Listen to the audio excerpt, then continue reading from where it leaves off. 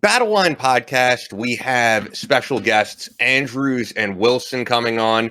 New book out, Dark Angel. Excited to have them on.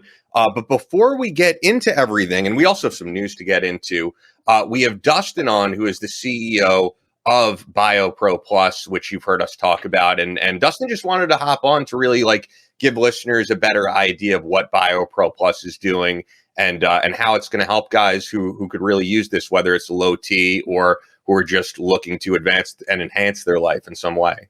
Yeah, I appreciate that, Ian. Thanks so much. But you guys have been covering it very well over the last few weeks. I'm super excited to hear the type of benefits and type of results Chris has been getting with the product, and some of the guys that listen to the podcast have been getting with the product. But just to kind of break it down into layman's terms of what people have been really listening to, because I know they hear you guys every week, and there's probably a lot of questions out there of what Chris has been taking or what we've been talking about. So I thought I'd break it down, keep it real simple. The fact is, none of us are getting any younger, Ian. We're all getting older every day, and there are certain things we can't stop. We can't stop physiological changes. We can't stop, the clock turning over each and every day, but there's things we can do to kind of set ourselves up to best perform in our daily lives and be there for the people that we love and care about, and take care of ourselves. And I know a lot of the guys that listen to this show are veterans. They're guys that are active. They've put their bodies through hell, and those types of guys, need a little bit of an edge, maybe more than a lot of us do.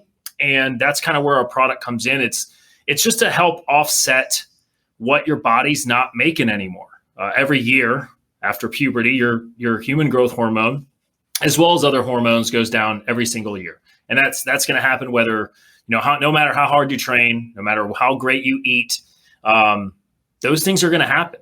So with human growth hormone, it goes down every year, and human growth hormone is transformed into what are called growth factors. Growth factors are protein cytokines. They are what are actually sent out into the bloodstream to tell cells what to do. So if you want your cells to do stuff like build muscle, to increase oxygen potency in your blood, to regenerate nerve endings, those are growth factors that do it. So we just created a product that's 100% natural, it's 100% non-synthetic. That's pure growth factors that help offset what your body no longer makes. It's 100% non-synthetic. Yeah. It's 100% safe. It works super fast, and it's super easy to use. So, that's pretty much it. It's anybody with chronic issues like pain, fatigue, low libido. They're having a few issues, losing a few extra pounds because they got blood sugar issues or insulin problems. All those are really offset with proper growth factor serum levels. And that's what's beneficial for me is like all you talked about there. Is that I could tell the difference. It did take me a couple weeks. I know like guys like Greg, it started immediately. Granted, he's 10 years younger than me, so he still has a little bit more of that testosterone than I do. But Greg Anderson, a ranger that we've had on the show, guys, you guys have heard him before. But 2 weeks, but I did see him feel the difference as far as just energy levels, the ability for me to process protein efficiently. I was getting protein, and I use good collagen protein as well from Bubs Naturals, but I don't think my body was using it as efficiently as it could. And when I got all the testosterone and all the fancy stuff you talk about, Dustin, I can't tell. I'm not that smart. But you could just feel it like, oh my gosh, my body, I was at a level that I was getting better. And then it just jumped me up to another level. So it was like, oh my God, my body is really working this Chris, stuff well. What guys don't realize, and I want to touch on exactly what you said, because we get questions every single day. Social media is the greatest, right? Because you get a direct line to anybody who needs any answers, questions super fast. And one of the number one questions, this is specifically from your listeners, because we can see who's doing what, who's popping in. And then we always ask them is, hey, can I use this with testosterone? Because they're on TRT. And what you're saying is what you said, Chris, and I'll kind of dovetail this, is I wasn't absorbing things properly. And what people don't understand is human growth hormone is absolutely in sync with testosterone. And scientifically, if you have super low growth factor serum levels or growth factor levels in your body cannot use or exert the benefits from testosterone. So if you could be taking all the TRT if you want, if you have zero growth factor levels, you cannot absorb and exert the testosterone or, absorb nutrients appropriately. And this is a huge thing that guys are missing out on. And we're just trying to help out, do our part, and help people not feel like crap. You're doing great. brother, it's working tremendous, and I really appreciate it. And yeah, you and I'll talk more. We'll be having a relationship. I really for a appreciate while, you brother. guys, man. Thanks, buddy. Yeah, and if anybody has any questions, just reach out to us. Do not hesitate. We're here to help. But I'll talk to you guys later, and you guys have a great day. Yeah. No, absolutely, Thanks, man. And we appreciate you hopping on to just talk about it, because as you said, people have some questions and it's important to be transparent about it. And as Dustin knows, like, it took a little bit before we even wanted to do this, because as Chris said, he was like, both of us felt there's so many supplements out there. Some of them are great. Some of them aren't. Some of them are these like proprietary blends of God knows what's in it. And once Chris hopped on, he's like, no, let's do this. So yeah, check them out, guys. It's bioproteintech.com. You'll get $30 off when you use Battleline at checkout, bioproteintech.com. Bioprotein Tech is the Instagram if you guys got any questions. I love answering those. I'm on it. We got people always managing it, so you do your thing. But yeah, I appreciate your time, guys. I'm really stoked to be a part of this, and I love what you guys are doing, and I love the podcast. So thanks. Keep it up. Thanks, buddy. We're stoked too. You keep us going. Thanks, we're able to do this because of guys like you. So once again, guys, bioproteintech.com, promo code Battleline.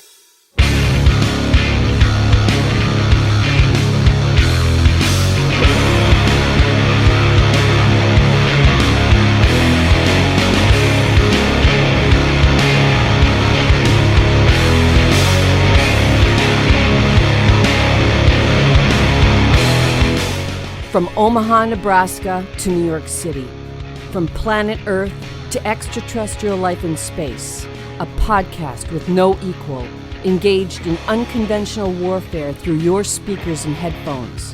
This is a show about embracing the suck, conquering your demons, and finding God in the face of adversity. Chris Tanto Twitch is on. Motherfucker, I'm going to shoot you in the face. Ian Scotto. Ian and I have been dating for a long time. You are now tuned into the Battleline Podcast.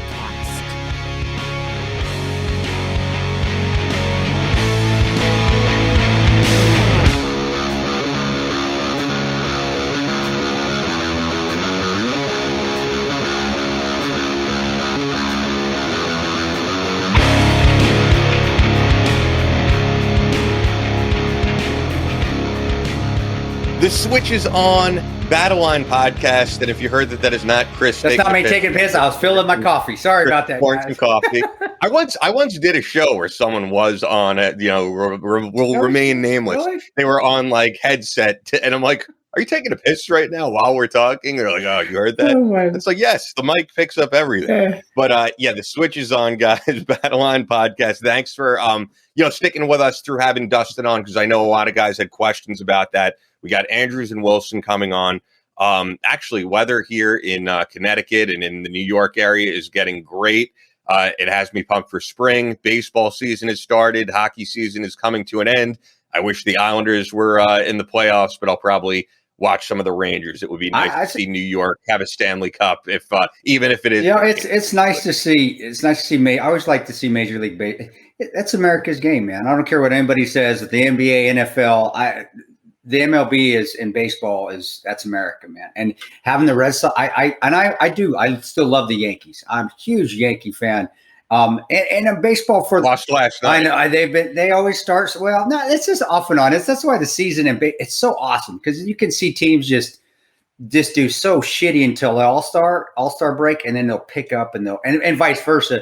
But that's the beauty of baseball. And for the most part, they do keep. I mean, there's still some, but for the most part, they keep their politics out of the game itself. So it's America, man. And watching the Yankees and the Red Sox, the very first game of the year. Come on, man. That doesn't really get much better than that. And you still got the pinstripes, and you got the clean cut Yankees versus the ragamuffin Red Sox with the beards, but that's basically that's so awesome about it. And I love watching baseball, even though my wife says, "How can you watch that? It's so freaking boring." And it's like, no, it's just great, and it just feels, I don't know, it feels like spring, feels like season starts. Yeah, it's almost relaxing, unless the game's very exciting. But come to think of it, actually, my good friend George, who's a listener, George Earhart, was at that game with the Red Sox in the corporate suite with his company, and who is honestly a user of Bub's Natural. No shit. Podcast. That's awesome. So the other thing that I wanted to get into, of course, and it's like unfortunate to have to get into, but it is the big news, and we do talk firearms in here, even if it is like in the unfortunate circumstance. As everybody saw this past week, there was the mass shooting at the subway in Brooklyn. And first thing that comes to my mind is the fact that, I mean, I've ridden the subway countless times from Brooklyn and Manhattan, and I'm sure I've been on that subway at some point. Friends of ours like Jack Murphy and Dave Park, they're in that area. And Brooklyn's such a diverse area that you know, if you ride through Brooklyn, you've been on there at some point. And the thing that I just wanted to point out, basically, and I think it's just the way both of us feel, is, for one, I just felt a huge amount of sympathy for who this happened to, regardless of where it is. I mean, that is one scary situation.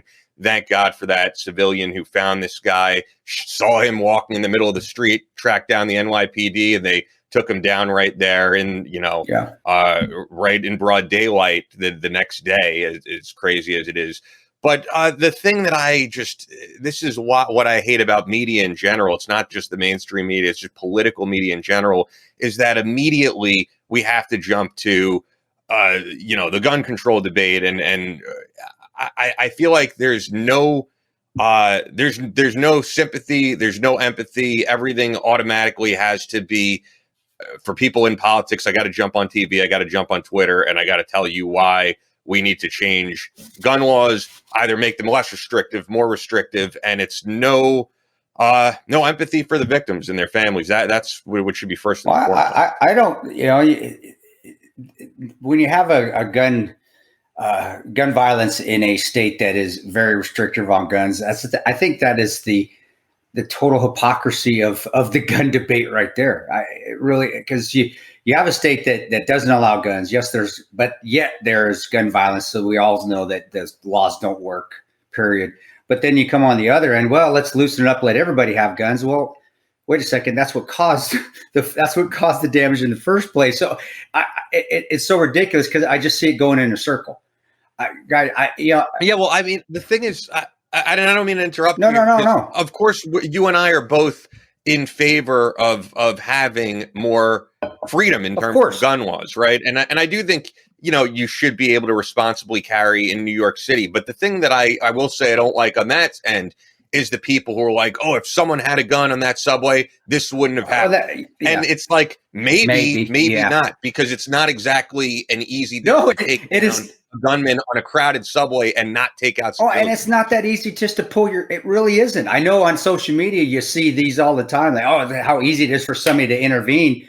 Guys, when you're faced with that, believe me, it is not. And if you have not been trained at least a little bit, just to get that gun out, your brain doesn't want to do that. It's not natural. It is not a natural feeling. And so I just think, yeah, somebody had a gun on there, they'd pull it out and shot him. Maybe. And if I had balls, she'd be my uncle. Who knows? I don't know. You know, you can't. And on a crowded subway, even if they did shoot them, you always talk about the path of the bullet. You're on a crowded subway with children, with all different types. The possibility of collateral damage, of course, always increases because of your surroundings. That's why you have to be aware of your surroundings and know what's going on. So, I'm the same way.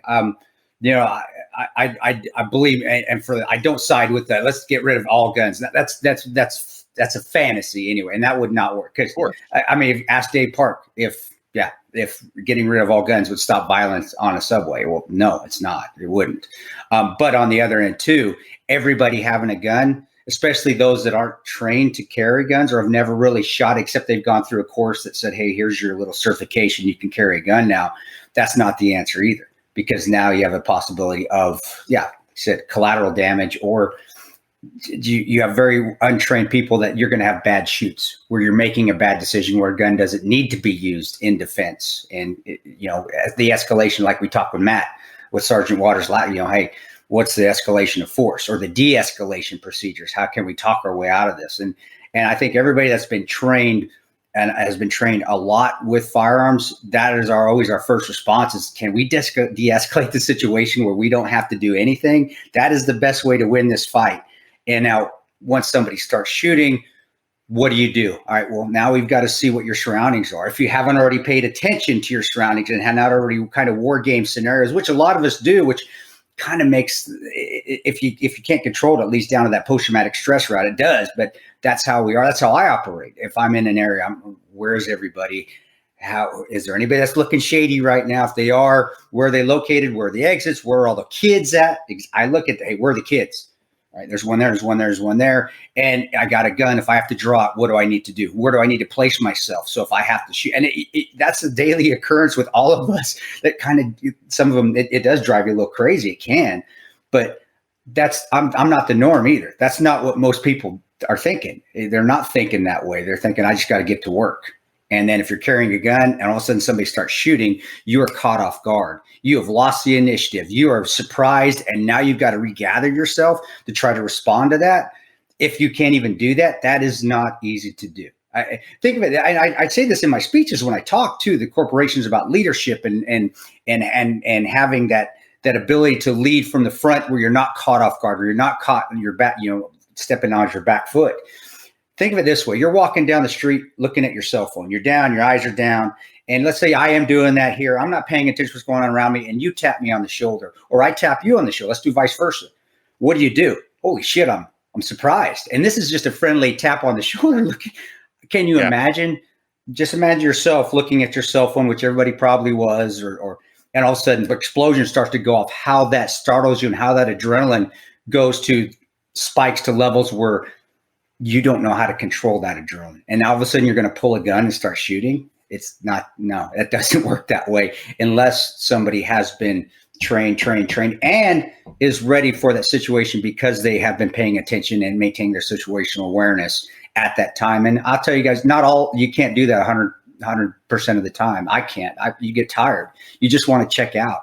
And like I said, I don't ride the subway. You know more about the subway than I do because we don't have subways out here in Kansas. But you have at some point though, right? No, I've read the Acela and the subway. Of course, so I mean, you know what it's like. And when I get on, you kind of feel relaxed. You're like, okay, well, I can take it easy. Well, the weird thing about the subway though in New York is that it's always chaos. It's packed. People performing. There's always a homeless person with some speech. And it's like a rehearsed speech every time. It's just the amount of like weird shit you see on the subway. I mean, the stuff that you just see go on Twitter of like just crazy shit. I'm sure a lot of you have seen it. So you're kind of desensitized to everything if you've ridden the subway enough. But the thing with these shootings is, like I said, I hate the rush to talk about gun violence one way or the other, because I really do feel like these mass shootings, it is a cultural problem, and not a culture of guns, a culture of everybody at each other's throat. That's the problem, because of the fact that I just always look, and I don't think people bring this up because it's not popular too and it doesn't sell, but all different types of guns were around long before Columbine and long before we had all these mass shootings all the time. And the thing is, what wasn't around, honestly, was the 24/7 news coverage and Twitter and Facebook. And like this guy, the shooter, he had a YouTube channel. He was black supremacist. And it's always some type of radical ideology that drives people over the edge, and they're isolated. And there's just a lot of anger and hostility and me against some other group in this country that drives people over the edge. Not to make excuses for this guy in any way whatsoever. No, he should be punished to the fullest extent of the law. But I do think it's a mental health and cultural issue more so than a gun. I think it's a social media issue. It's easy to get ingrained in ideologies with social media, and you don't have to leave your house, but you can find a group think, and you can find that echo chamber where you can find people that are all the same, have that same mindset, radical mindset. And they're going to go that same route, and then they go off the edge like this guy did. I don't think they become radicalized overnight. It's an ideology. And I think that ideology escalates to, we need a violent revolution. Where does this come from? This came from Al Qaeda. This came from the insurgents when they. Do you remember? I don't know if you did, but even before Facebook and even before Instagram came out in the early 2000s, the terrorists they would go out and film their attacks. They'd film, and you would. Remember that? I remember those with the music. Exactly. That was right there. That's where they were getting their members. Well, now it's shit and easy. Now everybody can do it, because now you've got all these easy platforms to do it from. So who are we holding really responsible here? Are we really holding the gun people and the gun, it's their fault? Or if we're looking at something on the outside and not the person in general, which it's always the person's fault. They're choosing to do that. The gun is just a tool. But if we're going to use and blame a tool, shouldn't be blaming that gun. We should be blaming on the platform that we should be blaming the social media and the ease to be indoctrinated into those ideologies and those mindsets when the social media is used in the wrong way. That's why on Instagram, you don't see me posting, and I will not do that, political bullshit posts. I post stuff about God. I show posts about being positive. I post about never giving up.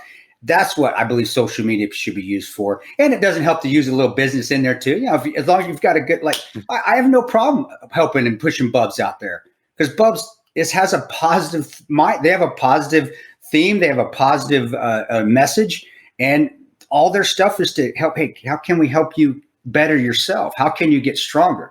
I don't have an issue with companies that do that on social media at all, but the politics and the news, no, and utilizing social media as a weapon, it's a fucking weapon, guys.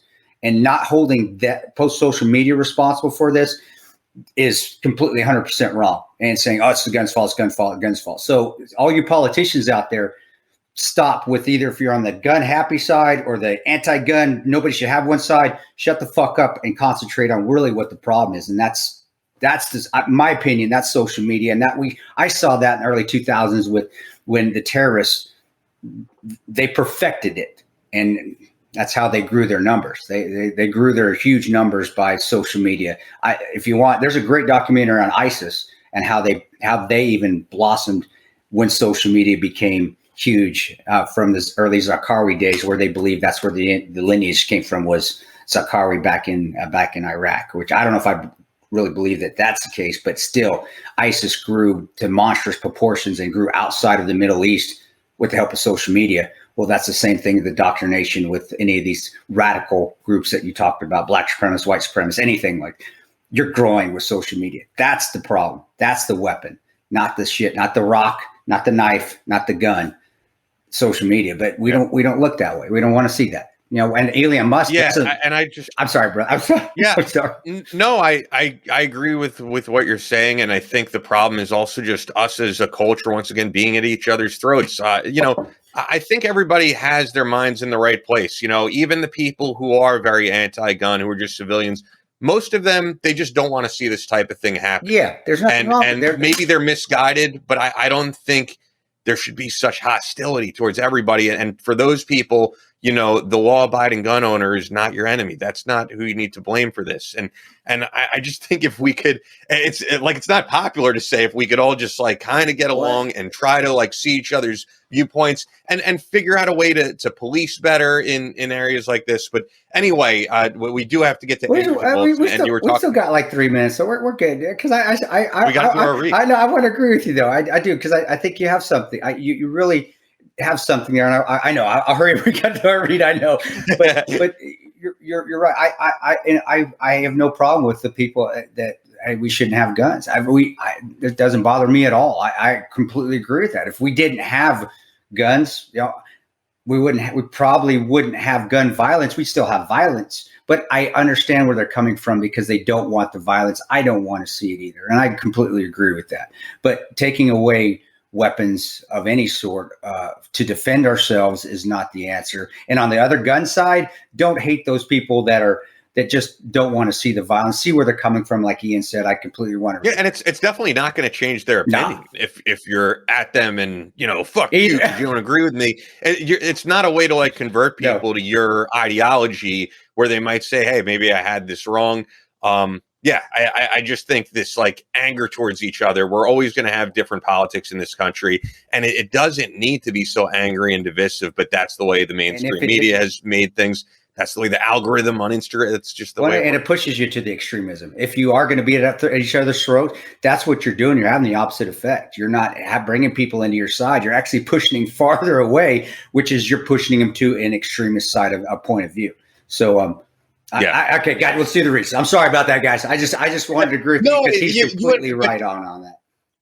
But you and I feel the same way on this, and it's the way that you and I connect on some level is why you and I really don't watch a whole lot of media, why we don't get so heated over this stuff, because it's become a rerun. I know every single time there's a mass violence incident, we're going to hear the exact same thing again and again, and it gets us absolutely nowhere. So I've seen it every year. I see the same thing. So anyway, you were talking about the Naturals before. Bubs Naturals is a great company. Yeah. As I said, my friend George Earhart is like a big believer now in their Fountain of Youth formula. When we go hiking, he brings it.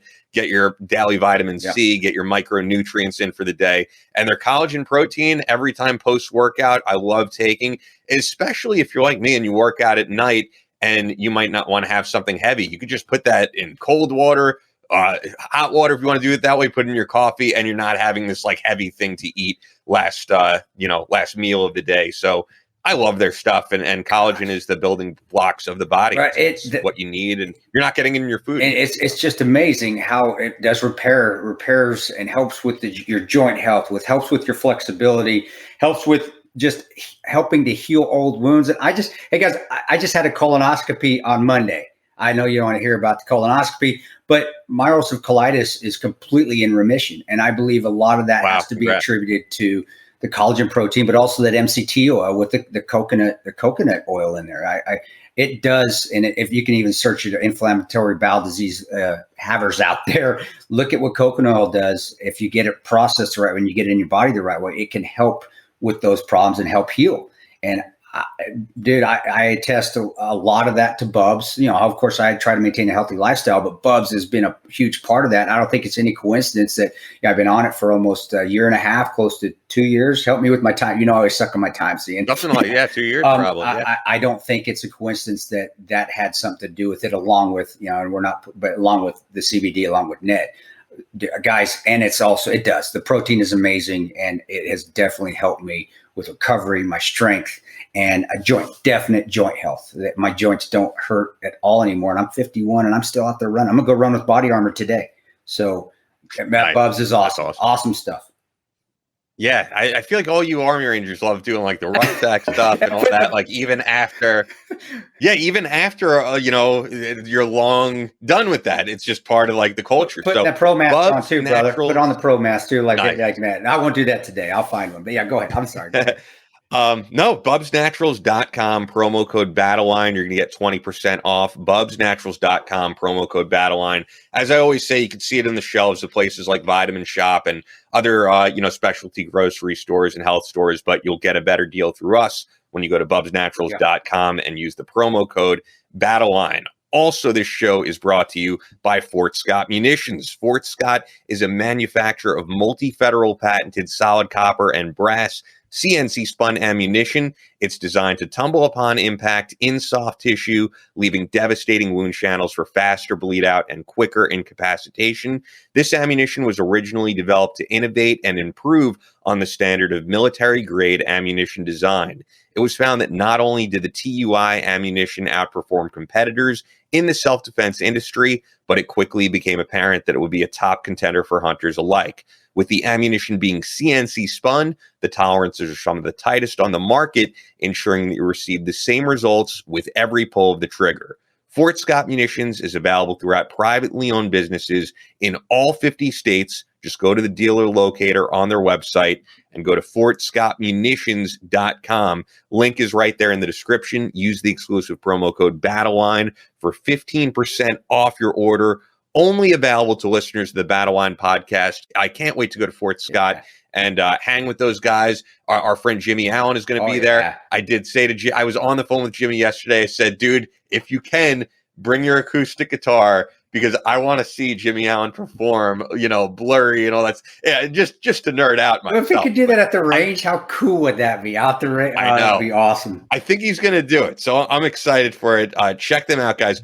FortScottMunitions.com. It's the best ammo out there. FortScottMunitions.com. Fort Scott Munitions is a proud supporter of Chris Peranto, Battleline Tactical, and the Battleline Podcast. It's tremendous.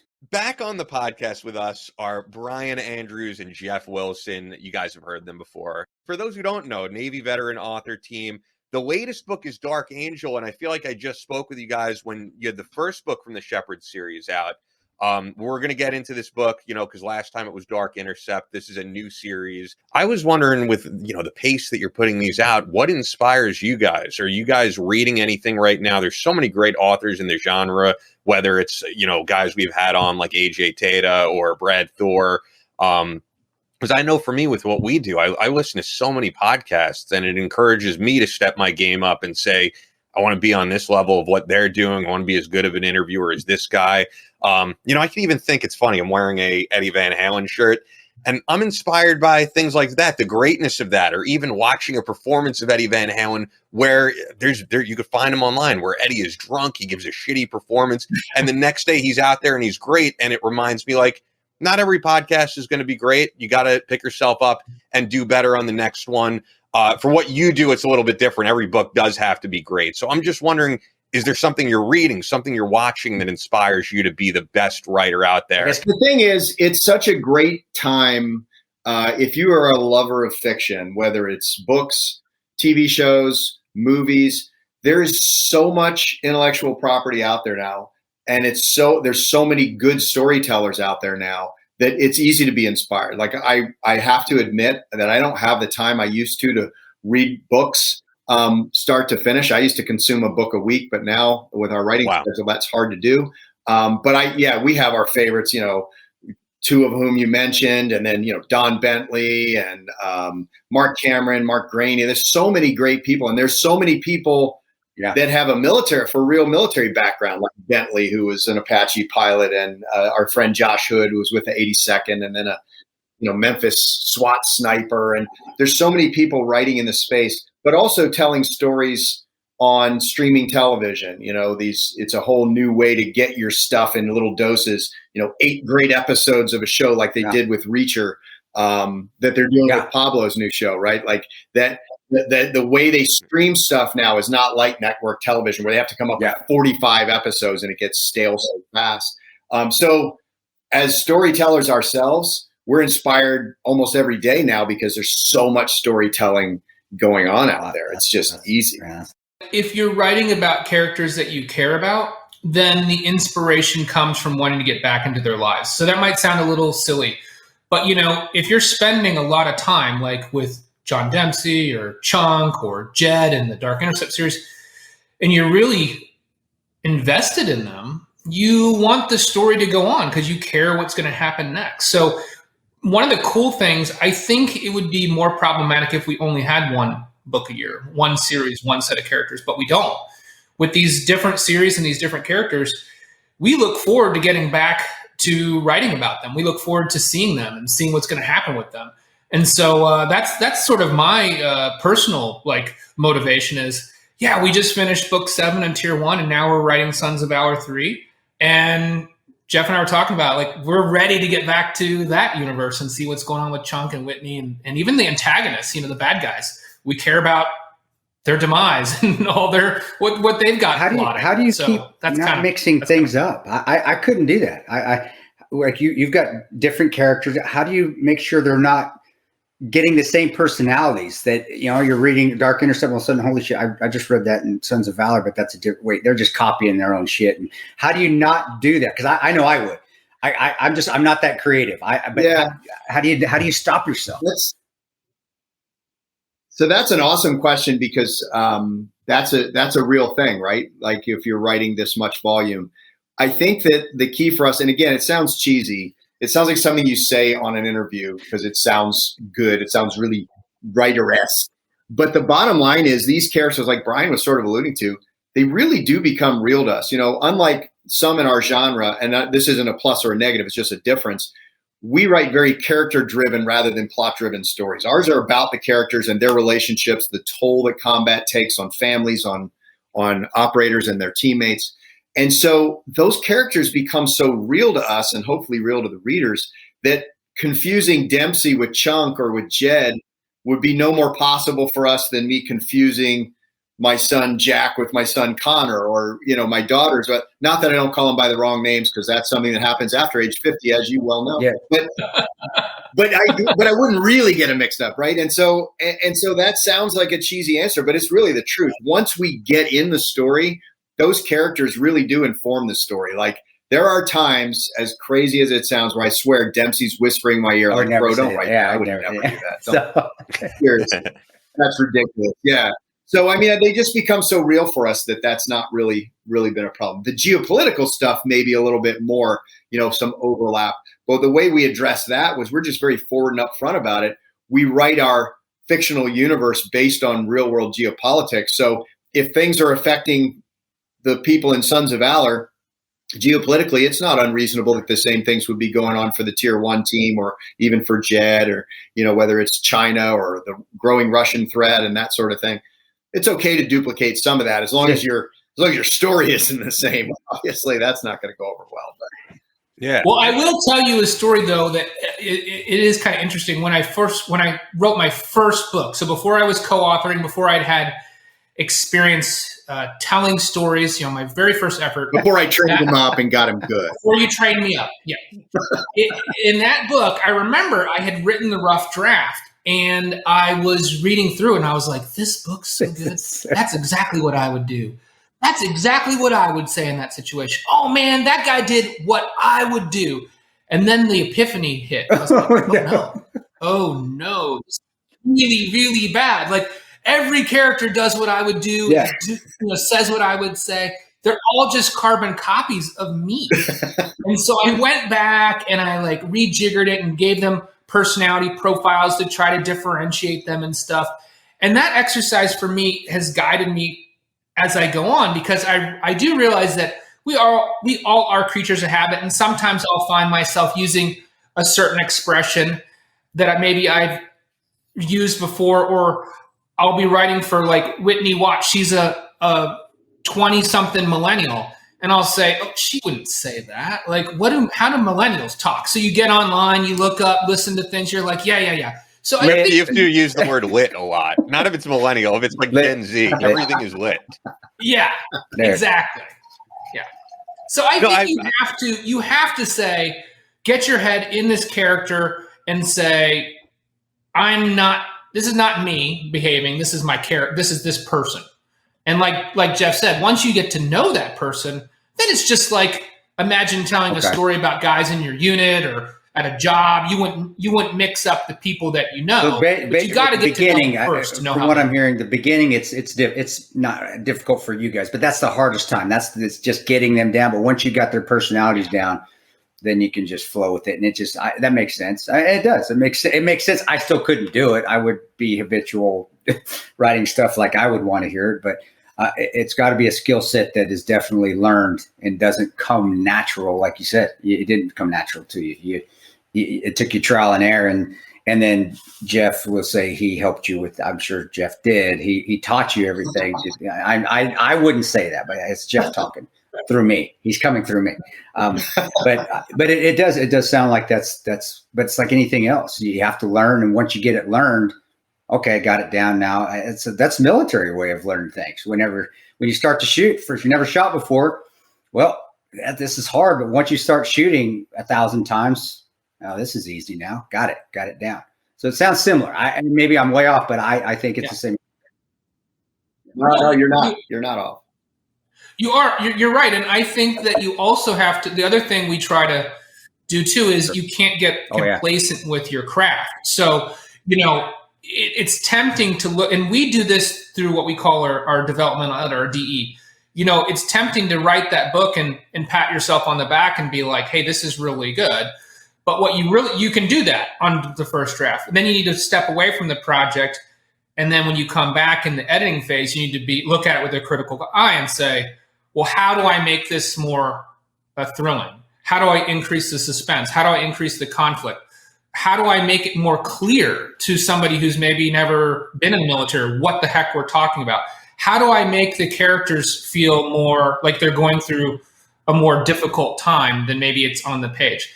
And so I think that is important too. You should never just get complacent with the product that you've developed. You always need to be trying to every single time take it up to that higher level. And that's hard and that's work.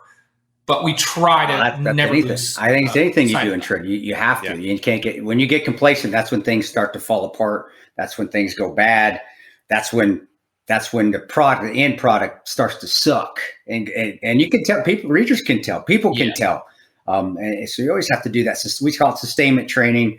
We just always have to go out there and continue to train. Every 2 years, we had to go through everything all over again that we went through the very first, and just to make sure that we were still at the levels that we needed to be, because you fall off. If you don't do something, if you don't use something, it falls off. No, I'm sorry. If you don't do something, you definitely fall. I'm talking about 50-year-olds here. I know. Jeff speaking before about like being character driven with this book in particular. And, you've spoken about it before on the podcast that you're someone, both of you guys, but especially Jeff, very open about your faith. I know, Jeff, you do a lot of like mentoring and a lot of volunteer work.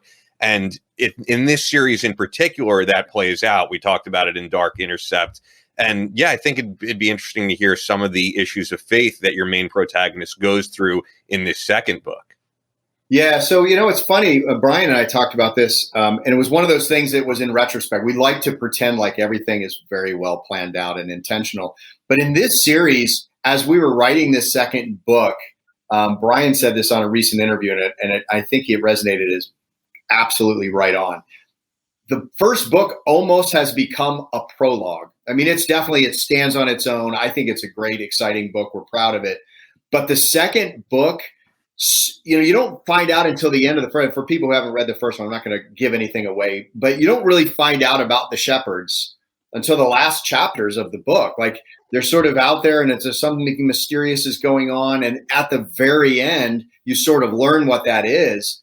And then the next book, the challenge is to develop that, right? So now Jed makes a decision that he's going to join this organization, and and for the audience, I should just say, because some of the audience, we spoke about it in the last one, but Jedediah Johnson, who is a Navy SEAL, that's your protagonist. Yeah, former Navy SEAL, and a little bit different for us in that he starts out broken, right? He's not at the top of his game like a Dempsey or a Chunk. He's medically retiring after an injury. He's emotionally and psychologically broken because he's losing his teammates and does no idea what he's going to do next. He doesn't know. This is something that everybody, can relate to, especially those of us that have served and separated.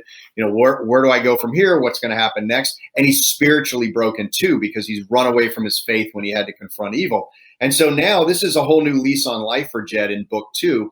But it also is a challenge because we now have to unfold that story. We have to peek behind the curtain. What is the Shepherds? Where do they come from? How long have they been around? Who funds them? Where do they do it? And we had to integrate him into a team, something that, Chris, you'll really relate to. We had to say, this is very, very analogous to what happens in the contractor world and what happens in some of these other task force organizations. You take a bunch of experienced team guys from all walks of life, Army and Air Force and Navy and Marines, and they've got 15, 20 years of experience, but they now have to come together as a team. Yeah. And they've never served together. How do you train that? How do you train those guys in a short term to be a brotherhood, to have that team and mission before self? Because that stuff is forged in adversity. It is. Right? It is. You get. I think it's because of, and you guys get it right here. It's you've already know how to do it. You have to become a team. The learning curve is now very, very short, and the teamwork camaraderie curve is very, very short. So you already know coming in, like, okay, I may not get along with all the guys, but we need to work as a team now. So you already have it in your mind when you get on the ground. There's the egos, they're there, but they stay inside because you don't have time to put the egos out there. And then once you get to know the guys after a week or two, the egos, now the personalities and the different egos start to come out, but you learn to stay away from the guys that you may not get along with. And then you still on your off time. But when the team goes, and I don't know if we talked, I think we did talk about on the other show that you guys were on. Oz and I don't like each other. We didn't like each other there. And that wasn't the first time I've been on a team where guys didn't get along. But that was the beauty of being in the special operations community. You know that you're going to have to work with guys that you don't like. Alpha males, a shocker, don't all get along. That's a big shock, right? Yeah. Right. But you learn, and that's forged within the teams themselves. You are forged within the SEALs or Rangers or SF, whatever, that you have to, or you're not going to be here, or we're going to beat the living crap out of you until you figure it out. But once you get to that level of the contract side, where you get to that age group, that's already become habitual. Like, it's already happened. Well, shit, I got to get along with these guys. I know I have to. Nobody needs to tell me. Nobody needs to beat me up about it. Let's just make it happen, because guess what? I want to go home. And I want him to go home. Whether I like him or not, I do want him to go home with his family. And we put those differences aside so we're successful. We put literally mission first. And if you're in the corporate world, you put that job first before your own self-serving things that you need to put in. But you also know that you can't hang out together. And that's okay. You know, just because you're not hanging out doesn't mean you're not part of the team. That's the difference, I think, was the hardest thing, Jeff. And I'm sorry, I know I'm talking a lot here. That was that was the hardest thing for me as a contractor is figuring out that, yeah, he may not be hanging out with everybody, but he's still part of the team. That's where a lot of people had problems with me towards the end, especially the new guys coming in, because I really was very antisocial downrange. I'd hang out with a couple guys, but I'd just leave me alone. But when we're ready to go, I'll be right there next to your side. You can trust me. You don't need me to hang out and drink booze with you all night to know that I'm going to have your back when we go out the gate. Just leave me alone. And that, I think, is the hardest adjustment for the new contractors coming in. The old contractors that have been around for a while, you can know each other's personalities. You know, he likes to go and hang out with everybody and sing Kumbaya and play his guitar. He likes to go play Call of Duty and Halo, so leave him alone. He just likes to go be in his room and read books, and you get that. But the new guys, they had problems with that, and they had to figure that out, just like I did when I was a new guy. It's like, we don't hang out. Are we going to are we teammates? But you do in the contract where you get it figured out, and you do immensely.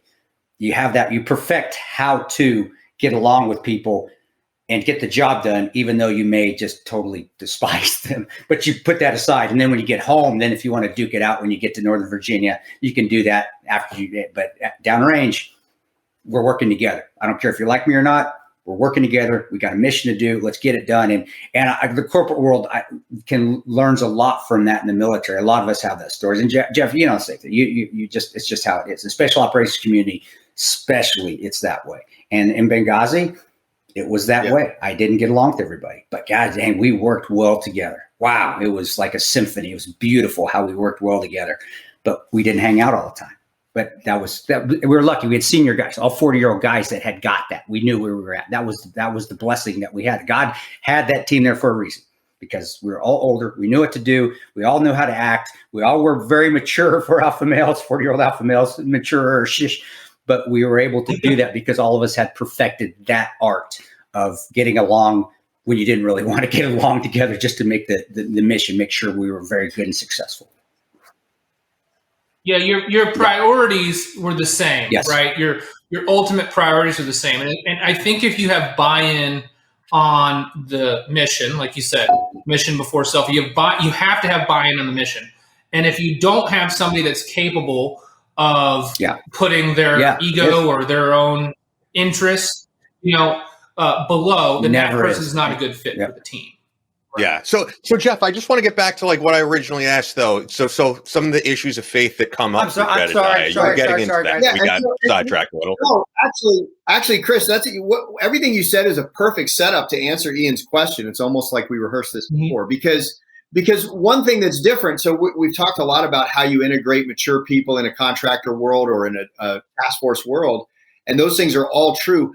But what we have another element. We have this element of supernatural, biblically based supernatural spiritual warfare. So now we're introducing something that is brand new for all of these characters, right? We're bringing these people into something stressful and different, and we're talking about evil and good at a whole different level.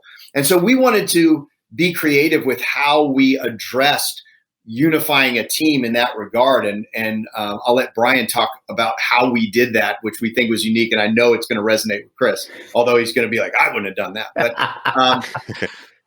in terms of the faith stuff, that was the challenge. And the real challenge in writing a book like this, especially with the Andrews and Wilson brand, is to write it as an Andrews and Wilson novel and not have it be this is not meant to be an inspirational novel. We hope that you come away from it with questions that you'll really think about faith and the role of God in your life and, his role in the universe, those sorts of things. But at its heart, it's an entertaining thrill ride with those elements weaved in. And so that's the challenge. You don't want to, we say this all the time, our readers love to learn, but they hate it when we teach them. So you have to entertain them and have these things come out in a very organic way through the characters. And so having a character like Jed, who's having a crisis in faith, he's run away, doesn't stop believing in God, but he ran away from all of that faith stuff when he encountered true evil. That's kind of the opposite of what you expect from your Navy SEAL character, right? He's going to run towards the fire. This guy didn't. He ran to the teams from this evil that he confronted. And so he has to deal with those things. And this entire series of books unfolds that. And you get this character of Sarah Beth, who's the complete opposite. She's 12 years old and has that beautiful, simple, loving, trusting faith of a 12-year-old girl. And so in many ways, we like to say the rescue story in the first book is dual. We have the physical rescue of Sarah Beth, that's the task of Jedediah, but she's spiritually rescuing him by mentoring this pure, simple faith in God. And so those elements, weaving them into an action story was not as challenging as you might think, because there's just so universal, these questions of good and evil and, God, is there one? What's he doing? That sort of thing. So it wasn't really that hard. It didn't feel like a pivot. It felt more like adding another layer to character-driven story. No matter what your answer is to whether there is or isn't a God and what his role in my life is, you're a liar if you say you didn't ask it, right? Everyone asks it. And you don't have to have the same answer as Jedediah to enjoy the book. Like, I don't believe in wizards, but I love Harry Potter. So I think that was the approach we took. We wanted to blend it in an entertaining story that would make people think, but mostly be entertained. Brian, did you want to talk about how we integrate? Well, I do want to just talk about something that you said, which I think is, there's a lot of men particularly that would say, well, I only like to read nonfiction. Well, for people that only enjoy nonfiction, we take a lot of those sort of thematic elements that you would find in a book on leadership or self-development or spirituality. Those things are in our series because they're of interest to us. But we want to speak to the people that don't want to pick up that nonfiction book, that enjoy fiction, that enjoy the thriller, but we want to give them that food for thought, those other experiences. And I liked what Jeff said about, comparing Sarah Beth to Jedediah Johnson. And I think what you need to realize too, or what we try to, instead of teaching, we try to show it through the narrative, is that, your faith and your spirituality is not this static thing. So yes, as a younger person, Sarah Beth, who has not been through all these life adversities, her faith can be very simple and very pure. It gets very complicated when bad things happen and you start to become cynical and you're tested and you see things that don't make sense. And suddenly it's hard to have that naive faith and it starts to break down. And then that's where Jedediah is. But then even if you're cynical and even if these things have happened to you, you can still get your spirituality, your faith renewed by looking at somebody who has that very, very deep, singular, approach to it. So we all need that renewal over time. We all need somebody who can remind us that, the world is cynical and bad things happen, but it's still right. There's still right and wrong. There's still good and evil. And you can't just, I can't remember where I heard it, but you cannot turn to evil to save you from evil, right? And that's what happens a lot in the world right now. We're afraid, so we're going to preemptively try to prevent a bad thing from happening to ourselves by doing something bad. And that is not right. So the difference between, your choices and how you confront evil defines your character, but also impacts all the people around you. Did you guys write that off me? Because that sounds exactly like what I went through. I think we even talked about it on the last show a little bit when I got out and we started doing the movie and stuff, where I became, literally, I lost God. My life was hell. It was, I tried to kill myself like three times. The gun was there in the hand, and every time it got a little closer. I did. I ran towards evil because it was honestly, first of all, my vices. Well, they felt good. There was that immediate gratification, immediate satisfaction. But then when it was done, it was like, God, now I'm worse. But it was easier going towards that than really put down and trying to pray. Now, again, I didn't lose God at all. He was there, but I just shunned him. This is easier. So it's amazing because you guys are right, and it's like, holy shit. Do I get residuals from this? Because this sounds exactly like me. And then I remember that conversation now because we talked about that because you and I had a similar experience in that we saw and maybe did some things that made us question our faith. But like you, I never thought there wasn't a God. I just thought maybe he's a jerk. Maybe it's a fire and forget. Like he created us and he doesn't care. And now he's just moved on. Like I didn't see how a loving God could allow, and it's a bunny hole you fall down. How could you let this happen? Right. And I've resolved those things. We live in a fallen world and I get all that, but I very vividly now remember that conversation we had about the difference between a crisis in faith and a crisis of faith. Like I'm not having a crisis of whether there's a God. I'm having a crisis of whether he's not such a great dude. And like, why is he not, doing this or doing that, doing the things I think he should do?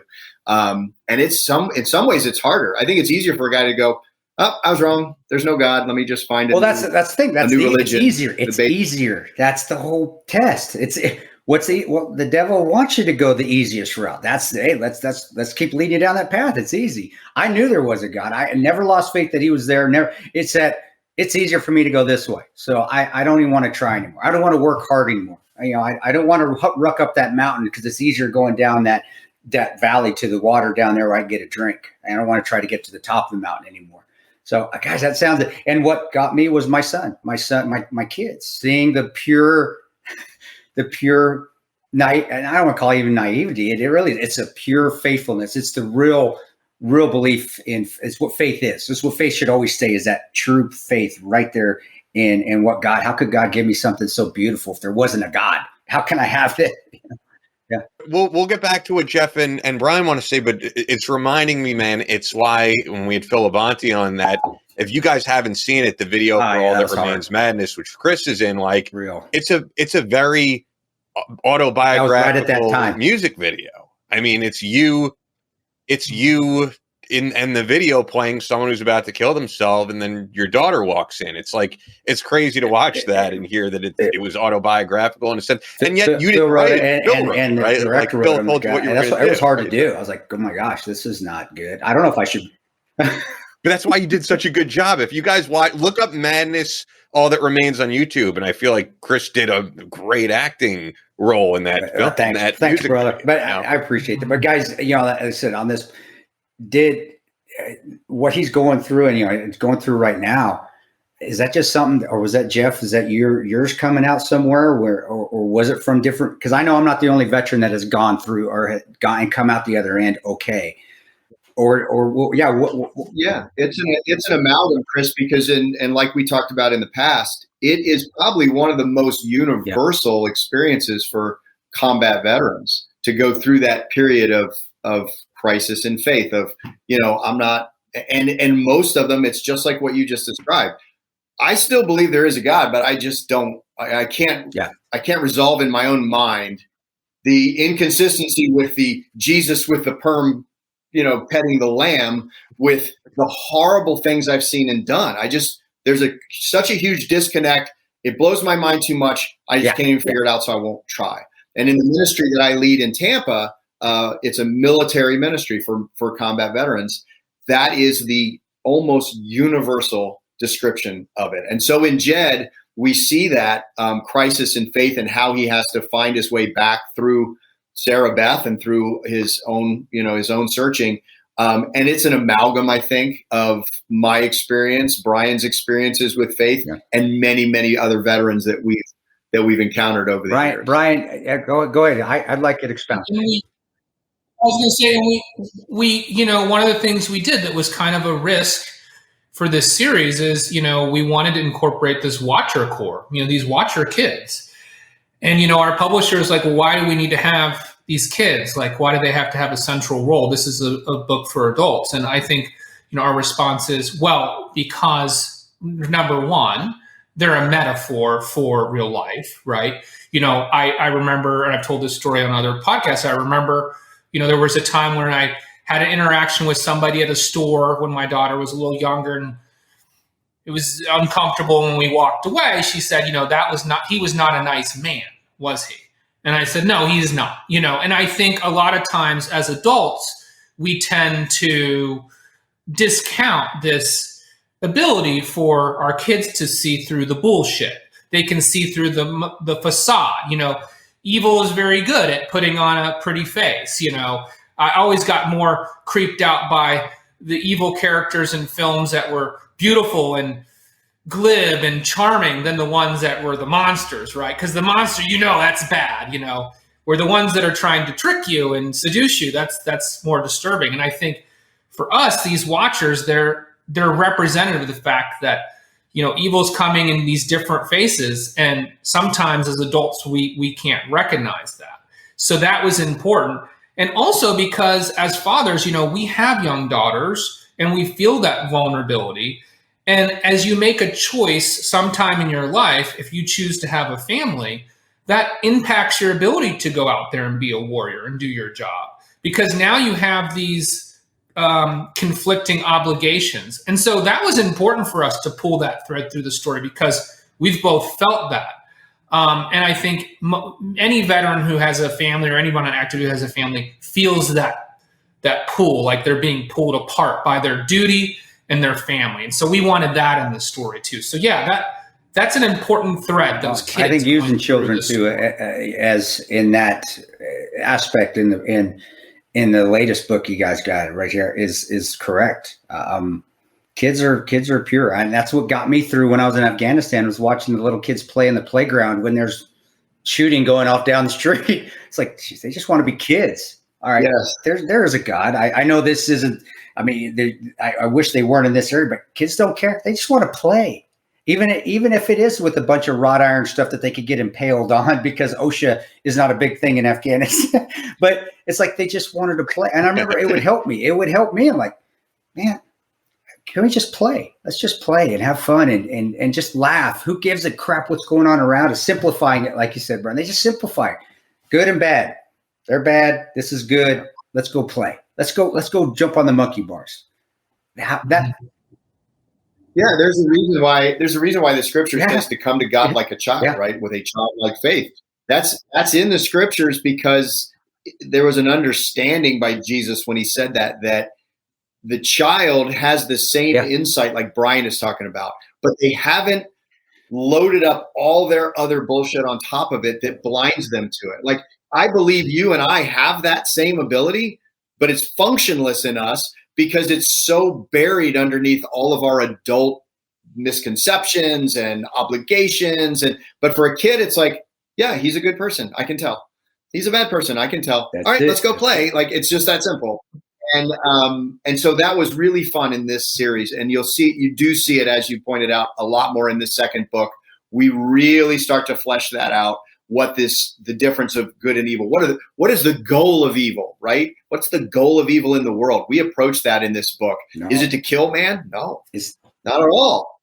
It's to keep man from God, right? And so we have this premise that all these evil things, whether you go back to the Crusades or you go back to Hitler in World War II or whatever it is, that's evil triumphing, not because of the people that died, but because the people that saw the horror and said, there is no God, right? That's the victory.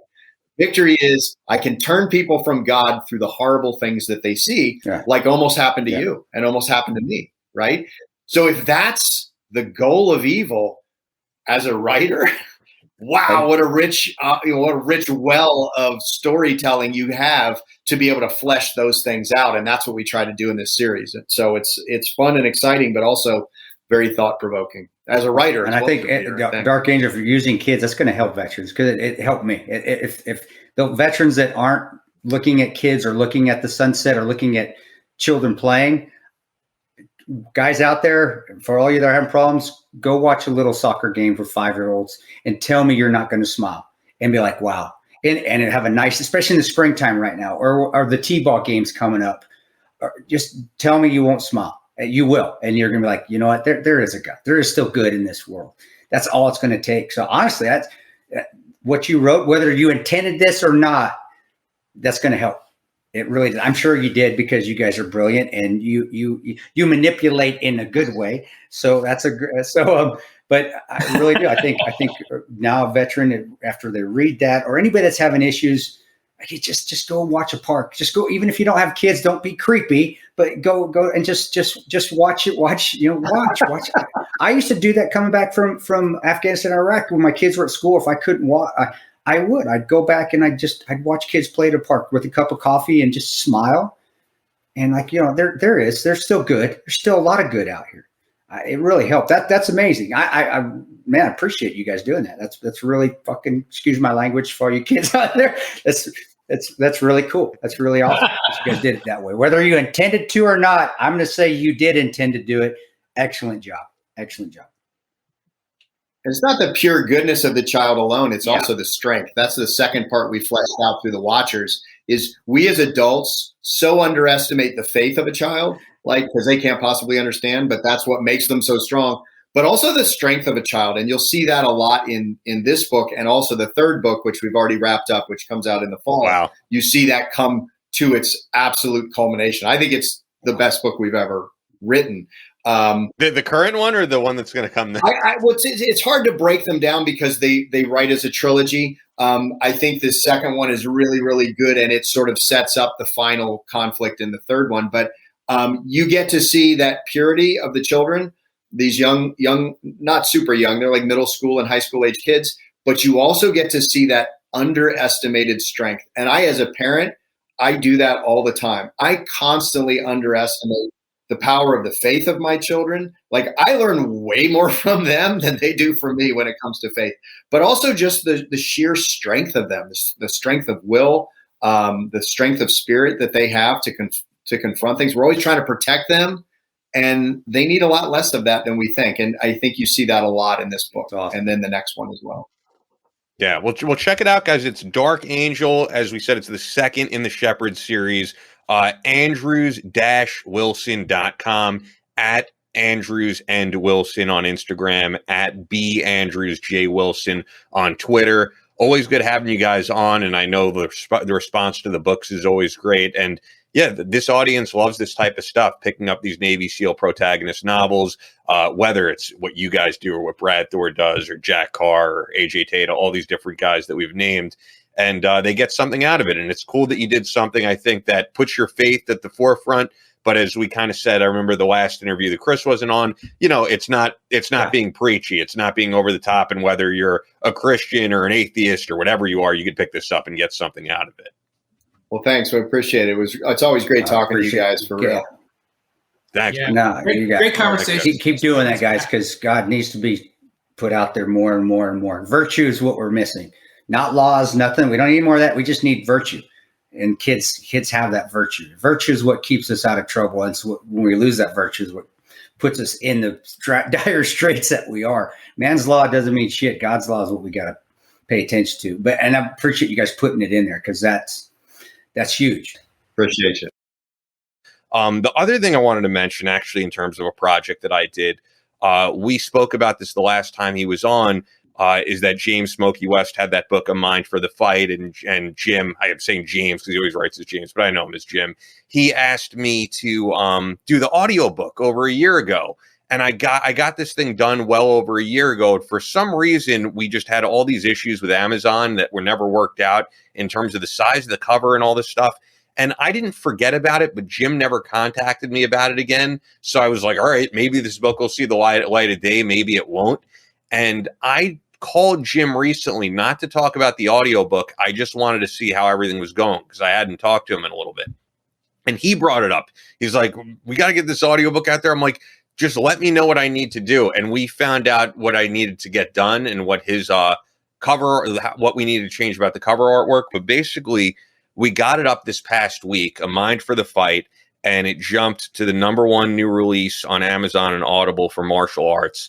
I was, for one, like selfishly, it was cool for my resume that we had a number one. But Jim's book is just such a great book, and it's exactly what you would want from Jim. I mean, it is barroom brawls. It's extremely violent, extremely raw and real self-defense techniques that may save your life. And they're not the self-defense techniques you're going to read from a typical book, because the fact that Jim writes from the perspective of this is what you have to do in a life or death situation. So it's like, don't use this in any other circumstance. But if you have to put your finger in some guy's eye socket to get out of circumstance, you fucking do it. Like, Jim's as raw and real as it gets. So I'm just glad to see this book is doing really well, because he's a great guy. And then the other thing I got to throw out there that's really funny is Jim called me in between these two calls. And this is just out there. Jim hadn't talked to Jack Murphy in a while.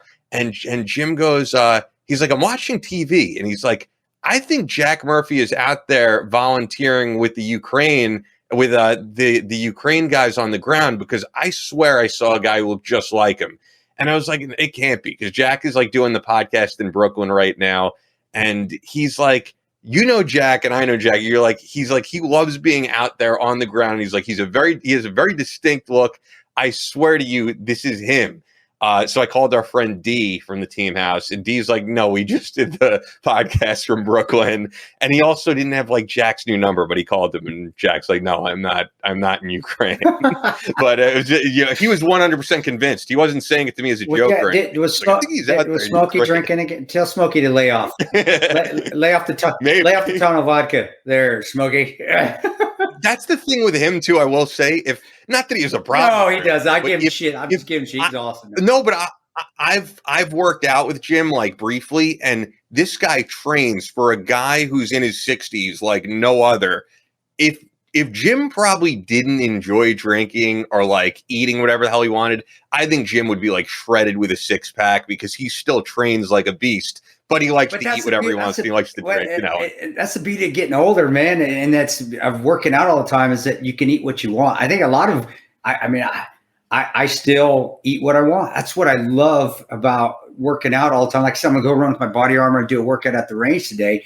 And then I probably eat a candy bar of chocolate a day. I do, because I love eating chocolate, man. But it gives you that ability. And when you turn 60 or you turn your 50s, yeah, I still want to look good, but I don't give two shits about.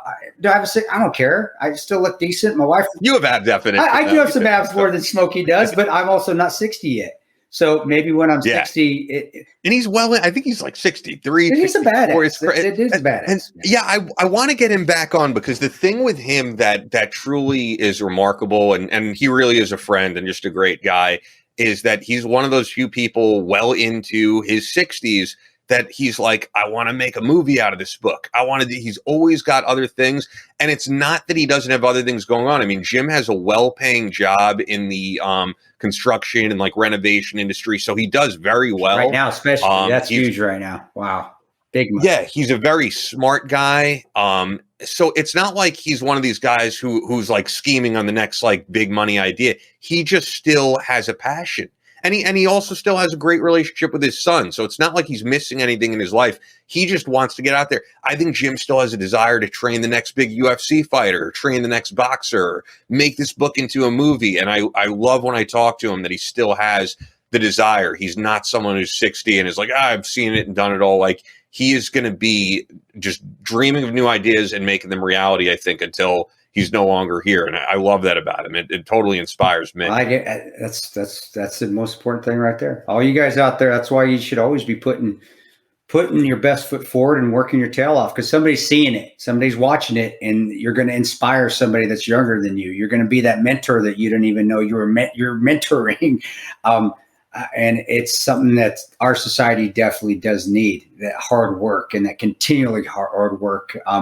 And knowing that you're not going to be at the top of the game when you're in your 20. You don't deserve to be at that top level when you first enter at the entry level. You have to work your ass off to get up there. But it's a hell of a ride and it's a hell of a climb. And Jim's a perfect example of that. He didn't just start off at the top. He's busted his ass and he still enjoys it. And he's 60-something. He's still busting his ass out there.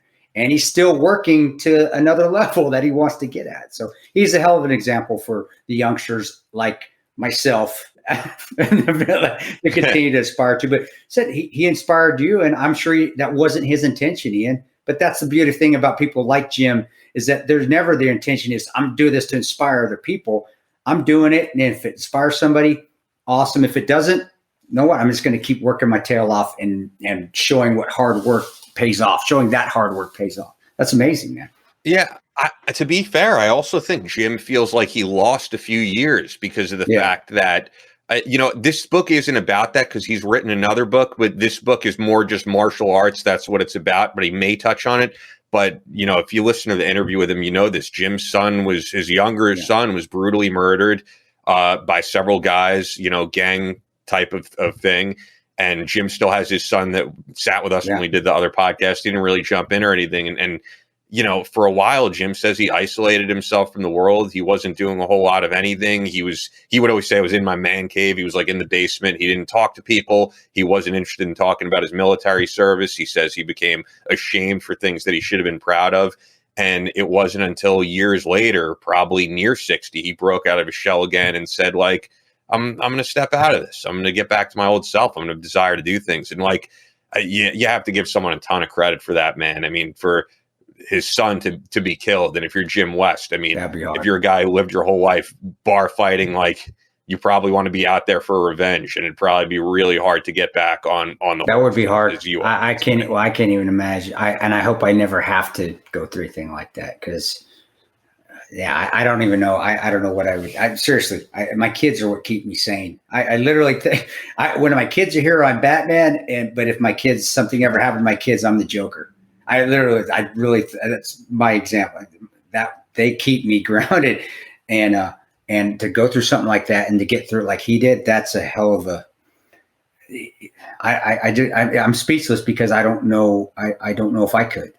And you've seen it. I mean, every time we talk to him, and I know if we have him back on, he's like smiling. He's got that Georgia accent we all know, and like he's a guy who at this stage in life is really loving life. So I mean, that's an example. So I mean, pick up the book if you're interested in martial arts or any of that. And listen to the episode that we had on because I think it was a great, not just to promote, but I think he was on 2 episodes. So the first you can hear about his story about us. He talked about it pretty candidly, and I think it was a great interview.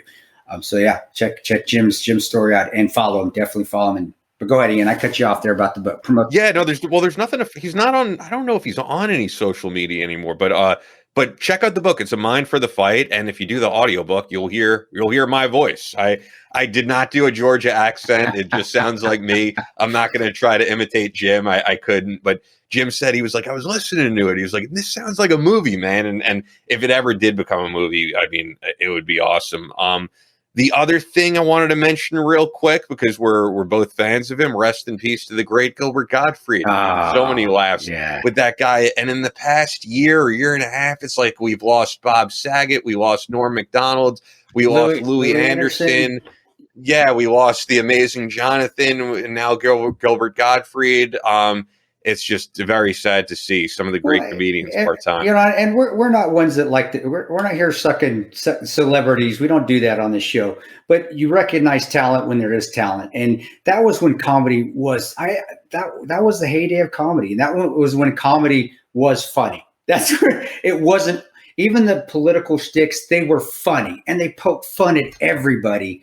Now you've got the Daily Show which is not funny at all. I don't, that guy, you can't even compare the comedians they have now to what they were back then. And Gilbert Gottfried, whatever he did, he made it hilarious. Like I said, when we did our text, the best cameo ever in a movie in Beverly Hills Cop 2. I mean, how can you outshine Eddie Murphy in a cameo? I mean, he did. I mean, that's back in those days when they were really funny. It was just fun, and it was fun to watch them. And even till I listened to a show on Sirius every once in a while, and it was a great show. And he just said what he wanted to say. And Ford Fairlane, he was awesome in Ford. Remember Ford Fairlane? Andrew Dice. Oh, that I happen to be. Yeah, watch Ford Fairlane, Andrew Dice Clay, and that even I got to admit, I even think Andrew Dice Clay back in those days couldn't do it now, but it was fucking hilarious. And Gilbert Gottfried was hilarious cameo in that one as well. Yeah, he was in so many things. And when you talk about him saying what he wanted to say, I mean, he truly was an example of that. He made jokes about really tragic things, and it cost him. I remember after he joked about like the tsunami, he lost. Remember, he was the Aflac duck. They got rid of him for that. So you're going to see all these like flowery things about him. But he did not give a shit about like corporations or any of that there. And to be honest, I'm going to be transparent here, man. He's, Howard did a whole thing remembering him, but there's a reason you haven't heard him on Howard Stern in 10 years. Howard stopped having him on because of all the controversy surrounding him. And Gilbert was like, I'm going to say what I want. I don't really care if they're going to have me back. So it's just kind of weird having Howard say like, oh, we loved him. He was great. Well, then why didn't you have him? Howard's Stern's a sellout, man. Stern is lost. He's terrible. And he was one of those original guys too that would, Fart Man and all that other.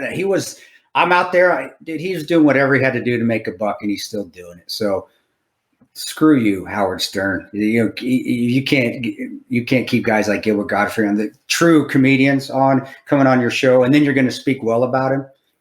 And he did have some great moments on there, but there's a reason you haven't heard him on in 10 years. And like I said, there was just, Gilbert got very controversial, but that was always his brand. That's what he was. Yeah, it wasn't like he changed anything. He still was Gilbert God. I wish the culture changed. He didn't change. And that's what it is. That's where you have integrity. He had integrity, and I'm sure he still has it. I know none of us have ever met him, so maybe on the personal side, it was completely different. No, I saw him live though. I saw him live at Governor's Comedy Club on Long Island, and I laughed my ass off. And that was amazing. And that was the great thing, is he brought laughter, and laughter is definitely the best medicine. And that's when, again, comedy was funny. That's when it was real comedy, and you weren't going to have some actor get all butthurt and slap you on stage because you said something because you're a comedian. That's been times really have changed, brother. And I do miss that, but they're going to be immortalized because they will always be held on those high standards of this is what a comedian should be. So you're always going to be able to find them somewhere on TV. But I will also counter that and say comedy is certainly not dead. I mean, you go to the Comedy Cellar in New York, and you're going to see a guy like Ari Shaffir being as offensive as he wants to be. Right. I was just in Los Angeles, and I saw Kurt Metzger. Kurt Metzger is certainly not gonna, dude. Kurt Metzger. I'm trying to think of. Kurt Metzger did a bunch of material about like Kyle Rittenhouse. That was, he doesn't give a shit. So I definitely don't think comedy is dead. Do you think those guys will reach the levels though, like a Godfrey or reach the levels of even like Eddie Murphy couldn't be Eddie Murphy anymore. I mean, it depends. I mean, you and I both, but especially me, as you know, I'm a huge fan of Tim Dillon, and it's like you look at Tim Dillon's Patreon, and he's getting somewhere between like $100,000 and $200,000 a month from patrons alone on Patreon. Wow. So I mean, those guys are definitely doing well. They're playing major theaters. They're selling out venues everywhere they go, and Tim Dillon certainly does not try not to be offensive. You can't put Tim Dillon in the same category as Eddie Murphy or Gilbert Gottfried. Not yet. Years. But the only thing though is, and Tim has kind of railed against this, like movies are not what they used to be. There's not a movie. They're kind of doing it on their own. Like look at Joe Rogan. He's not. You're right. He's one of the biggest names, but he's not in movies. Because I couldn't tell you the last like major comedy that came out that everybody. It's just kind of changed. People are doing things independently now through podcasts and through just doing their own thing. And I feel like they don't need the backing of a big studio. You're right. No, you're right. And I don't think there's comedians out there that could be center stage. I keep using this example, like an Eddie Murphy. You couldn't. There is, but the time. Is it the times have changed, or is it they just couldn't do it? There's some charisma that's there too. And not saying Joe Rogan or Tim. I like Tim Dillon. I listen to his podcast. I think it's hilarious because he's hilarious. But I love it because he's all over the place. He crushes everybody. I don't think they have that charisma, dude. I really don't. The last one that maybe was close enough to have that kind of charisma probably was Dave Chappelle. And it's just, and dude, I'm not being ethnic here, guys. I'm not saying, I'm just saying. But he's also another guy who doesn't give a shit in the fact that he did that whole comedy special where he talked about the trans issue, and people were like, we got to cancel this guy. That was a whole nother thing with Netflix, which you can go down a whole other rabbit hole. But Dave Chappelle himself, when you reach that level of, as my friend Rick Unger would say, like, fuck you money, which I have a whole nother story with that. But you could kind of do whatever you want. I mean, I hate to say it, but, freedom, unfortunately, a lot of it comes from the amount of money that you have and the amount of money that you've generated. When you don't have the money and you need to survive, you kind of have to suck up to whatever you have to do. When you're worth tens of millions of dollars, you could say, I'm going to do whatever brand of comedy that I want, and if you don't like it, I'm going to be fine. That's awesome. I love that. I love when people do that. I love that they're able to do that. And did I tell you my Rick Unger story? I told it on the Team House. I don't know. You know my memory. You may have. What was it? Yeah, go ahead. Did I wrap up with a Rick Unger story? Go wrap up. Then I got to go get my kid from school. You wrap up. Okay. I love Rick Unger, first of all, for people who don't know him. And people might be like, oh, but he's left wing. But Rick is like one of the realest guys out there. I love him. So I actually have, when you walk into my apartment now, I have Biker Mice from Mars issue 1 signed by Rick Unger because Rick Unger created Biker Mice from Mars, which is the cool thing about Rick. Rick never needed to like make money in political talk. So that's why he kind of just does what he wants. He's always going to give you his real opinion on things. But I'll tell you a funny, serious XM story. So Rick was former CEO of Marvel Group. He has a lot of money is the main point. So when Rick was doing the show with Michael Steele, Rick loved to vape, and every 2 seconds he would have the vape in his mouth as he was doing the show. And the engineers would always come over and they'd be like, Rick, hate to bother you, but you can't vape while you're on the air. It could possibly screw up the equipment. And Rick was like, all right. He would walk away, and act like he was in vape. They would walk away, and then he would put the vape right back in his mouth and be back at it. So eventually it got up to like the hires at Sirius XM. And they were like, Rick, we love you here, but you can't vape. Like the program director for the station was saying this in the office. And I literally saw Rick say to this guy, he goes, you know what's the great thing about having fuck you money? I could say, fuck you, I'm doing the show from my house. Like, and that was Rick's whole attitude. He's like, I don't really need this. He's like, I'll do it if I want to, but and the truth is, until you reach that level of, and I hate everything that everything has to be about money, but it's just kind of the truth. Until you reach that level of success monetarily, you kind of have to put up with some shit. And it's just the way that it goes sometimes in order to just make a living. It's true. And those different levels of money are different for everybody. It is nice to have security and you reach the levels that you want to reach and to do whatever you want to do. It is some free. I think that's what money does, is just allows you to not worry about money more than anything. And that's not a bad thing. It's a stressor that everybody has until you got a point where you don't have to worry about it. But when you don't have that stressor, it's nice. This guy's take it to the extreme. I know we're going down different route. Take it to the extreme where more money is never enough. But to be like that, and then you're like, I have no issues. I was on Rick Unger and Steele show when the Benghazi thing came out, and honestly, Unger was more. He was more objective than Steele. Well, Rick, and I actually as someone who knows them, I liked him better than. Yeah, I mean, as someone who knows those guys, but especially knows Rick, like Rick is as objective as they come in terms of he's going to give you his real opinion. He is not an ideologue. I mean, I'd love to have him on sometime, but yeah, he's not. Does he lean left? Yeah, and actually, Rick has convinced me of certain things. Rick has changed my opinion on many things because no one is going to out-debate Rick. He's just one of the smartest guys out there. He probably, if you have an open mind, he probably will change your mind on some things. But yeah, I've seen before that when he was a contributor at Fox, which I don't think he is anymore.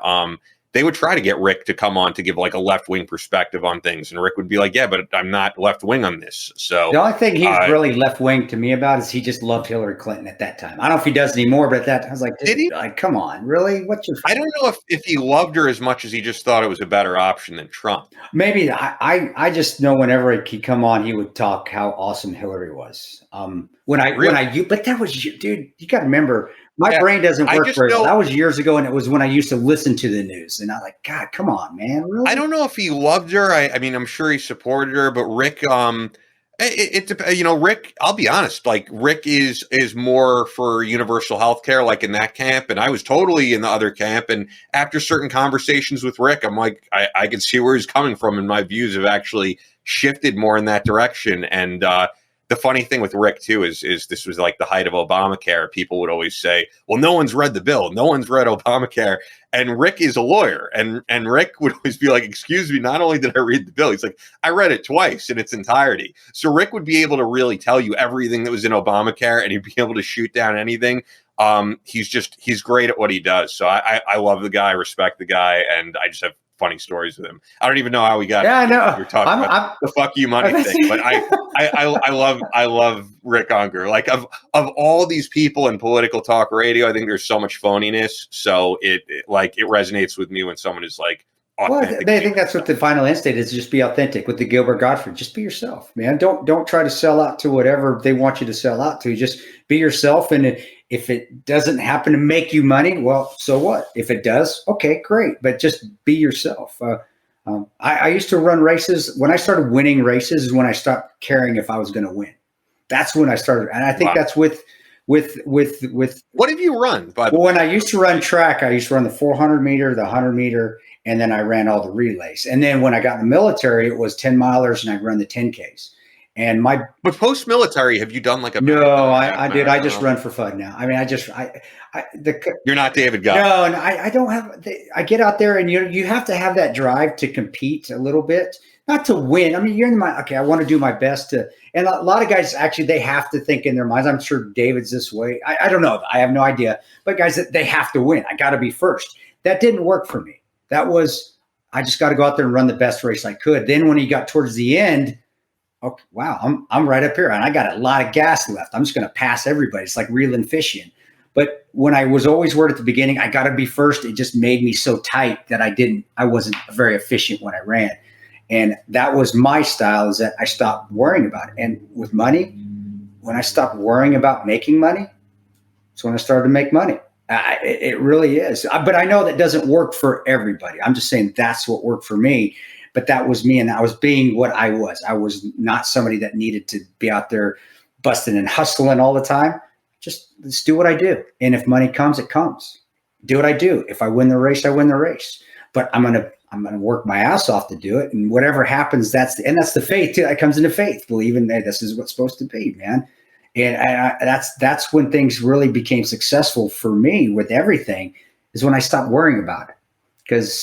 And I know for you, when you say success, like you're talking everything success and happiness. We're not just talking. No. Yeah, success. But that's when I think when everything comes full circle, you have what you need. You got money in the bank. You got a wonderful family. Everybody's happy at home. We have our fights. Every family does, but we're happy at home. Faith is there. The faith is there big time. And I'm in it where I'm just, man, this is beautiful. Where you look out your window like, man, I'm in a beautiful place that I want to be at. That's beautiful for me. My vision of beauty may be different from yours. If you aren't getting to where you want to be and you're constantly going, fuck, I'm working my ass off. Well, I'm not. Stop worrying about it. Just continue to work your ass off. You gotta I agree. Like desperation, that never looked a good look. Yeah, you gotta. It's true in anything. But it comes full circle again, brother. It comes full circle. Just be who you want. Just be yourself. Be Gilbert Gottfried. Be Gilbert Gottfried. Just be yourself, man. Hey, you know what I wanted to ask you? I know we got to go here, but and we've been going way longer than expected. But when we were talking about running, how you said you never competed in a marathon, even though you're an avid runner. I know you always say your swimming is not like what it is with your running, but do you think you'd be able to like do the Ironman like Chad Solomon, who we had on? Yeah, if I trained for it, I could. Honestly, I could probably do a Spartan race if I trained for it, and honestly, I could probably go out. And I'm not being arrogant. I could go out and do it. I would finish very well, but I could finish it. I know I could, just because I know how to suck. I know how to hurt, and I've stayed in good shape. But you really have to have that feeling of competitiveness where you want to compete. And what I don't really, it doesn't competition. I don't really want to. I think, to be honest, when I stopped contracting, I stopped going down range. The competitiveness kind of went away. It really did. And even especially after Libya, dude, that's the ultimate competition right there. Is is being left alone than fighting it out and seeing if you can win. And honestly, after that, everything just, I don't care if you win, go win the race. It really did. And honestly, it was a good thing though. I still want to work hard and I still want to do the best I can do. But I'll be honest, after Benghazi, that ultimate competition where nobody came, and we are literally, I mean, that's what if you serve, that's what you're serving for right there. It's like, can I fight out of this and be left behind? Nobody's coming. And can I still win and get home? And can we try to get everybody home? To me, that was like the Super Bowl. After that, it's like there's no, the adrenaline, you know, you find new purpose. It is, and the adrenaline just isn't there. So it's like, yeah, I like to run. I like to. This feels good, but as far as the competitive nature, it kind of left me. Not saying that you're going to beat me if we get in a fight. No, but you're going to bring your lunch because you may beat me eventually, but you're going to be fearless. I'll fight my ass off, but I don't go looking for competition like I did when I was younger, where I played all the sports. I played football. I did it because I like the competition. I like that feeling. It's really not there anymore, which is not a bad thing. That's not my drive to be as best as I can be is still there in every facet of life, whether it be this podcast, whether it be a father, a husband, that drive to be the best I can be is still there. But me to be better than you, no, I don't care. I want you to be the best you can be. If that's better than me, great. Then we're winning. We're both winning. We're the best that we can be. And life is good for everybody. So I guess that's why I came back. Little kumbaya feeling when I came home. Maybe that's what it was. Yeah. Well, guys, if you enjoyed this show, please leave us a 5-star review. We went really long here, so I hope you guys appreciate it. And we're going to do full video starting next month. We're just a couple of weeks away from doing full video. So subscribe to Battleline Podcast on YouTube. I know we don't have much on there right now, but we really need some people to subscribe on there so that we're able to get the YouTube go. What are you doing? I'm trying to get our video right now. I'm trying to see which way works best. Because you look good. So we really need to get, more people on there. So please subscribe on YouTube to Battleline Podcast. And we're going to do a Q&A episode very soon, actually in just a couple of weeks. That'll be our first video. So email battlelinepodcast@gmail.com, battlelinepodcast@gmail.com. Support our sponsors. And that's really it, unless you have anything. No, I talk way too much and I got to go get my boy at school. So God bless y'all. Guys, have a wonderful week after you listen to the podcast here. And send us questions. We love answering them. And obviously you can tell I speak a hell of a lot. So I'll give you an answer. But I really appreciate it. We both appreciate you all listening to us out there and keeping us going. Amazing. God bless y'all. Have a wonderful week, guys. Thanks, man. And enjoy Hawaii. Yeah. Gosh, I got to fly to but yeah, I'll have fun and maybe get some pictures and go run one of the trails out there. That's a bucket list thing, is to run in Hawaii. Nice. Yeah, that's awesome. Yep. All right. Thanks, guys.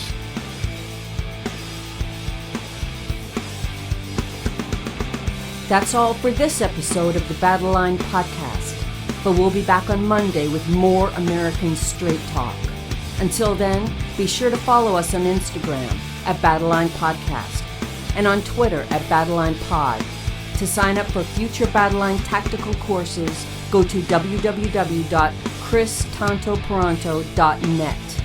Believe in yourself, face all challenges head on, and as always, never quit.